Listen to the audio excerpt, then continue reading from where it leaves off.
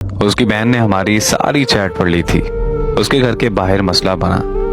उसने मुझे कॉल की और बोला कि यार मुझे नहीं रहना यहाँ, प्लीज़ मुझे आकर ले जाओ। मैं उसे समझाने के लिए मिलने चला गया। वो मुझसे मिलने बाहर आई तो उसने मुझे बताया कि मैं घर छोड़ आई हूँ। मैंने उसे बहुत समझाया पर उसने कहा कि मैंने नहीं जाना घर, मुझे तुम्हारे साथ जाना है। अगर तुम नहीं लेकर जा सकते तो कोई बात नहीं, मैं खुदकुशी करके मर जाऊंगी। मैं उसे अपने साथ लेकर इस्लामाबाद आ गया। मेरे घर वालों को जब पता चला तो वो मेरे पीछे इस्लामाबाद आ गए और मुझे ये बोला कि लड़की वापस करनी है। और वो रोई जा रही थी और मुझे ये कह रही थी कि मुझे घर वापस नहीं जाना, मुझे तुमसे ही शादी करनी है। मुझसे उसकी ये बेबसी देखी नहीं गई और हमने कोर्ट मैरिज कर ली। फिर एक दिन मेरे घर वालों की कॉल आई कि हमने तुम्हें माफ़ किया, तुम घर वापस आ जाओ। हम खुशी खुशी वापस पहुंचे तो वहाँ का माहौल ही कुछ और था।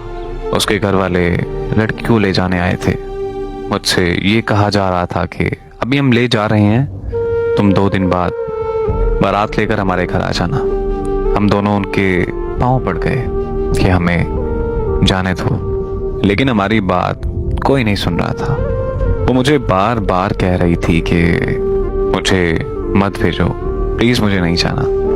अगर तुम मुझे ये ले गए तो फिर ये मुझे तुमसे कभी नहीं मिलने देंगे।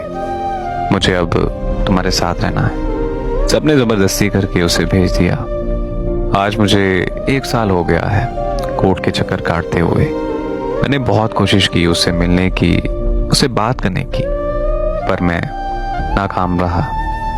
अब तो मुझे ऐसा लगता है कि सारा ज़माना मेरा दुश्मन बन गया है। मैंने पूरे 1 साल बाद उसे कोर्ट में देखा।